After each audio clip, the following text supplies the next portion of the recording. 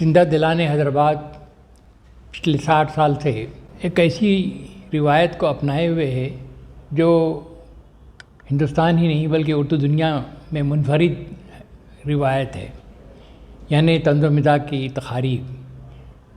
یہ کام 1962 سے شروع ہوا تھا اور 1966 سے اس کو کل ہند حیثیت دی گئی۔ 1985 میں عالمی مقام اس کو ملا۔ تو ہم اب ہر سال 2 روزہ فنکشن رکھتے ہیں۔ پہلے دن نثری اجلاس ہوتا ہے، اس کے ساتھ پھر لطیفے کی محفل ہوتی ہے۔ یہ دونوں چیزوں میں خاص بات یہ ہے کہ نثر لوگ ایسے سنتے ہیں جیسے شعر سنا جاتا ہے، اور لطیفے تو لطیفے ہی ہیں۔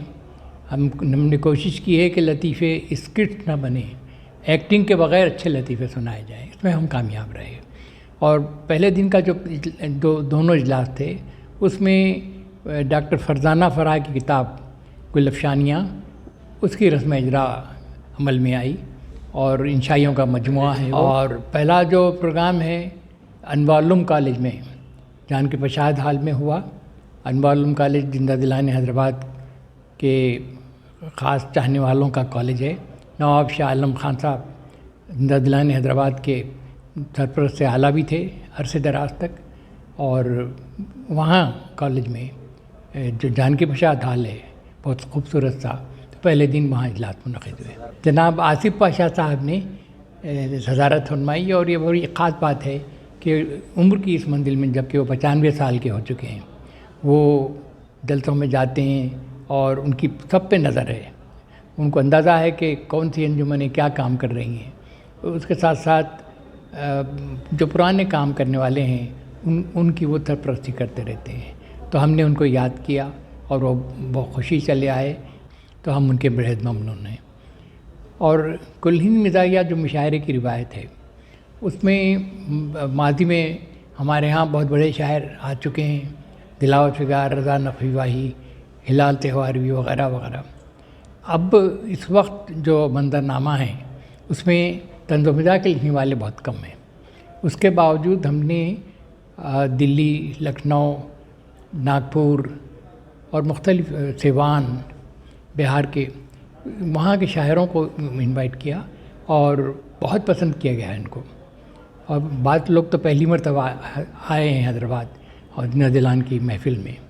تو یہ خوشی ہو رہی ہے مجھے کہ حیدرآباد میں اچھے شاعر کم ہو رہے ہیں، تو ہم نے متبادل کے طور پر ہندوستان کے مختلف علاقوں سے جو شعراء کو بلایا، تو لوگوں نے بہت ہی خوشی کا اظہار کیا، کافی داد ملی۔ تو مجھے بہت خوشی ہے اہل حیدرآباد نے اس کی سرپرستی کی۔ کل ہند مزاحیہ مشاعرے کی صدارت پروفیسر ایس ایچ شکور نے کی، اور وہ ڈائریکٹر ہیں دائرۃ المعارف کے، اردو کے آدمی ہیں لیکن عربی کے دائرے کے ڈائریکٹر وہ بنائے گئے ہیں، کیونکہ انتظامی صلاحیت ان کی بڑی شاندار ہے۔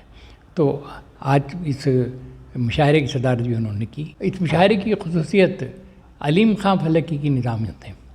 علیم خان فلکی ایک طرف جو شعر سنائے گئے ہیں اس سے متعلق یا اس موضوع سے تعلق رکھنے والا ایک آدھ لطیفہ بھی سنا دیتے ہیں، ایک آدھ شعر بھی سناتے ہیں، اور بڑے خوبصورت انداز میں، دلچسپ انداز میں وہ کارروائی چلاتے ہیں۔ ہم ان کے بھی ممنون ہیں۔ اور HRTV نے ہماری پبلسٹی کی، پہلے دن بھی اور دوسرے دن بھی بے شمار لوگوں تک ٹی وی کے نشریے پہنچے اور لوگ شریک ہوئے۔ مجھے امید ہے کہ یہ سارے جو پروگرام ریکارڈ کیے گئے ہیں وہ عوام کے سامنے آئیں گے اور HRTV کو لوگ یاد رکھیں گے۔ بہت شکریہ۔